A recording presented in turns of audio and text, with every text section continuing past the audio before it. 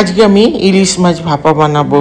ইলিশ মাছ ভাপা তো সবাই বানায়, কিন্তু আমি যেভাবে বানাবো সেটাই আপনাদের সাথে আমি শেয়ার করব। আমি কিছুটা মাছ নিয়েছি, নেওয়ার পর ওর মধ্যে নুন হলুদ দিয়ে ভালো করে ম্যারিনেট করে মিনিট 5 রেখে দেব। এইভাবে একটু করে হলুদ একটু নুন এইভাবে দিয়ে ভালো করে ম্যারিনেট করে নেব, দুদিকে লাগিয়ে লাগিয়ে। এভাবে সুন্দর করে হাতের মধ্যে নিয়ে ভালো করে 2 পিঠ ম্যারিনেট করে নেব। এই ভাপা ইলিশটা আমার মা খুব ভালো বানাতো এবং আমার মায়ের থেকেই আমার শেখা। এইভাবে বানিয়ে নেব। এবারে একটা মিক্সি জারের মধ্যে আমি 2 চামচের মতন সাদা সর্ষে, 2 চামচ কালো সর্ষে, 2 চামচ পোস্ত, কাঁচা লঙ্কা, লঙ্কাটা যে যার আন্দাজে দেবেন, এবং কিছুটা কাজু আর নারকেল কোড়া। নারকেল কোড়াটা অবশ্যই দেবেন, তাহলে বেশি স্বাদ আসে। এভাবে সুন্দর করে মিহি করে পিষে নিতে পারেন।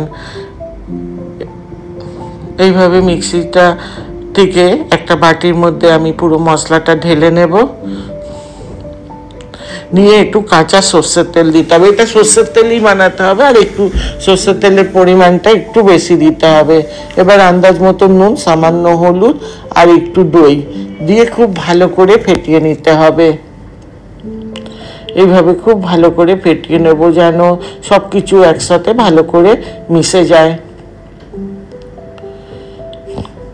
এইভাবে একবার বানিয়ে দেখবেন, যদি ভালো লাগে আমাকে কমেন্টে জানাবেন।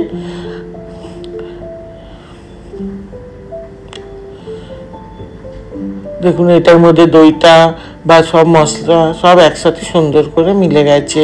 এবার একটা টিফিন ডাব্বার মধ্যে আমি মাছগুলো সাজিয়ে নেব, নিয়ে পুরো মশলাটা এটার মধ্যে ঢেলে দেব।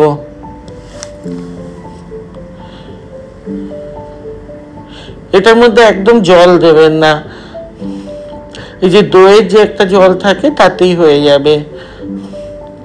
এভাবে পুরো ভালো করে টিফিনটা নাড়িয়ে নাড়িয়ে ওপর থেকে মিলিয়ে নেব, আর একটু সর্ষের তেল ওপর থেকে দেব, আর কাঁচা লঙ্কাটা দেব। এই সর্ষের তেলের একটা ঝাঁঝ, ওটা উপর থেকে দিলে খুব সুন্দর একটা গন্ধ বেরোয়। এবারে ঢাকনাটা এইটা দিয়ে আমি একটা কড়াইতে জল গরম বসিয়েছি। জল গরমটা যখন হয়ে যাবে টিফিন ডাব্বাটা বসিয়ে দেবো, কিন্তু এতটা পরিমাণে জল দিতে হবে যেন হাফ জল হয়, একদম ঢাকন অবধি ওপরে না উঠে যায়, তাহলে জল ঢুকে যাবে। এইভাবে 15 মিনিট পর্যন্ত বেক করে নেব। নিয়ে ঠান্ডা হওয়ার পর এইভাবে খুলতে হবে। দেখুন, মাছগুলো খুব সুন্দর সিদ্ধ হয়ে গেছে। যদি ভালো লাগে শেয়ার লাইক করবেন।